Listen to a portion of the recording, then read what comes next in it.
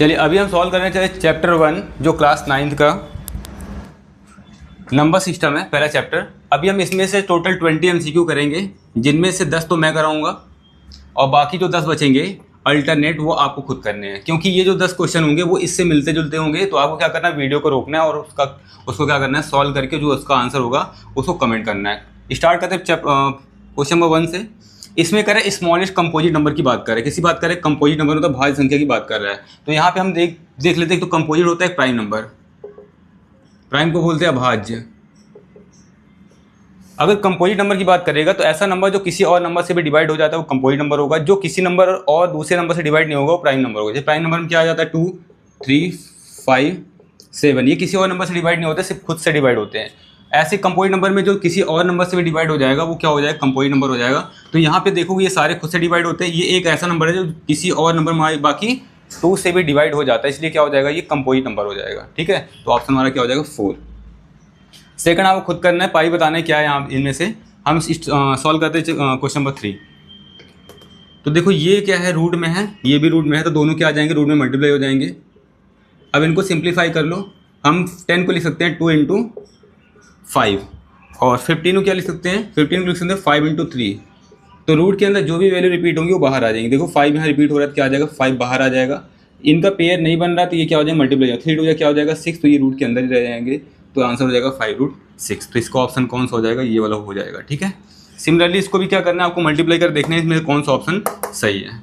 अब देखते हैं क्वेश्चन नंबर 5 को सॉल्व करते हैं यहाँ पे। तो क्या है 81, इसकी पावर क्या है 0.25। ठीक है, अगर इसको हम पॉइंट हटाते हैं क्या आ जाएगा 25/100 हो जाएगा। यहाँ पावर कितना आ जाएगा 4, इसको काटो कितना आ जाएगा 4, तो यहाँ 1 आ गया।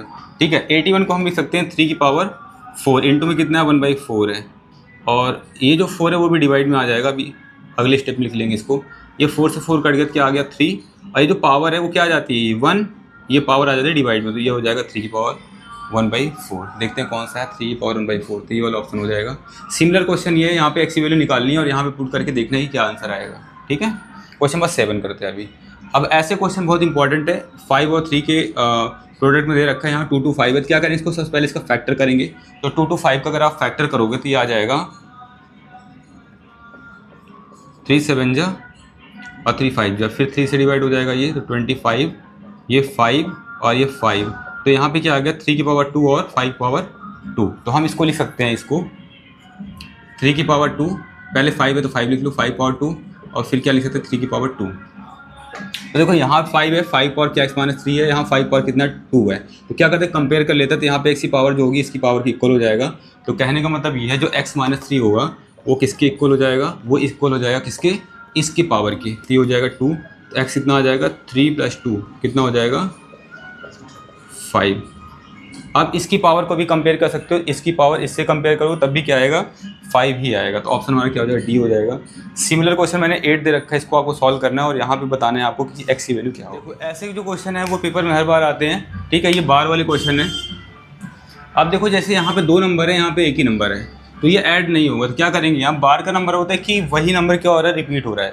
तो हम क्या करते हैं, यहाँ पे 0.18 है, इससे बार लगा हुआ है, यहाँ पे सिर्फ एक नंबर है। तो क्या करेंगे, इसको हम बोल सकते हैं कि 4 4 2 बार भी लिख सकते हैं, क्योंकि यही नंबर क्या बार बार रिपीट होता है। तो यहाँ बार लग गया। अब इनको हम ऐड कर देंगे, क्या हो जाएगा 8 4 12, 1 बचा 2 4 2 6, तो बार लग जाएगा 0.62।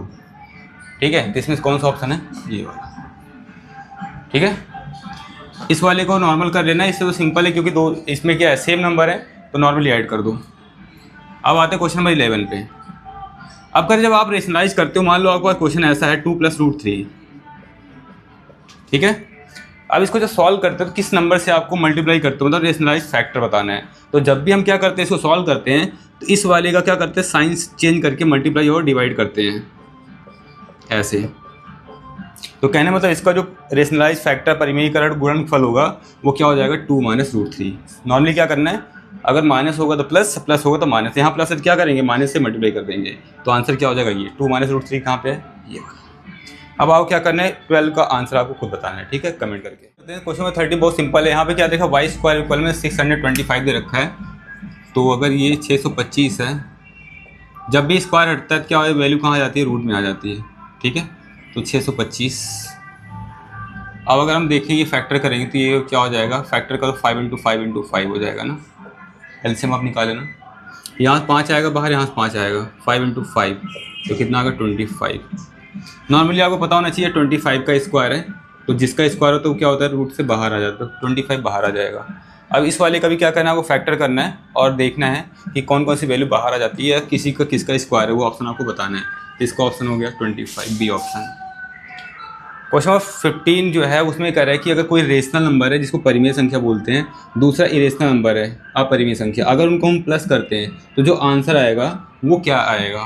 तो हमेशा जब भी ये प्लस या माइनस करते हैं रेशनल और इरेशनल नंबर का, तो आंसर हमारा ये वाला नंबर आता है, इरेशनल नंबर ऑलवेज। तो यहाँ पे ऑप्शन कौन सा हो जाएगा, इरेशनल नंबर मतलब अपरिमेय संख्या। ठीक है, प्लस या माइनस कुछ भी होगा तो यहाँ क्या आएगा, इरेशनल आएगा। नेक्स्ट वाले में डिफरेंस पूछ रहा है, तो मतलब यहाँ पे क्या कर रहे हैं, डिफरेंस या माइनस की बात कर रहे हैं, तो इनमें से कौन सा ऑप्शन होगा ये तो मैंने यहाँ बता ही दिया है। अब चलते हैं क्वेश्चन नंबर 17 पे। देखो हमेशा रूट वाले क्वेश्चन हमेशा आते हैं, और हमें क्या करना है, रूट 2 और रूट 3 के बीच में हमें क्या चाहिए, रेशनल नंबर चाहिए, वो बताना है, परिमेय संख्या बतानी किसके बीच में, रूट 2 और रूट 3 के बीच में। सबसे आसान तरीका इसका है कि इसकी वैल्यू आप पता कर लो। तो रूट 2 की वैल्यू, रूट 3 की वैल्यू और रूट 5 की वैल्यू मैं यहाँ लिख दे रहा हूँ। ये हो जाता है 1.141, ठीक है, ये हो जाएगा 1.732 आ जाता है, इसका हो जाएगा 2.24। ठीक है,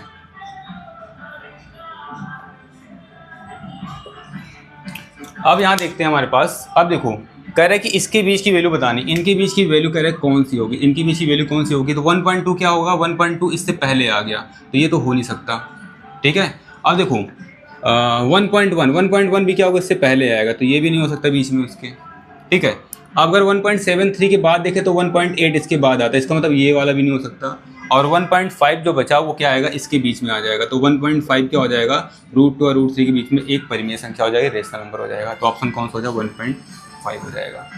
सेम क्या बताना है आपको, 18 का आंसर बताना है। यहाँ रूट 3 और रूट 5, आपको यहाँ रूट 3 और रूट 5 की वैल्यू मैंने यहाँ पे लिख दिया हुआ है, तो देख लेना कौन सी वैल्यू के बीच में आएगी। तो A B C D option में से एक ऑप्शन होगा, जो भी आंसर आएगा उसका आपको क्या कर देना है, कमेंट कर देना है। ठीक है, अब हमारे पास सबसे इंपॉर्टेंट क्वेश्चन, इस पर स्टार लगा सकते हो, पेपर में हर बार आता है ये।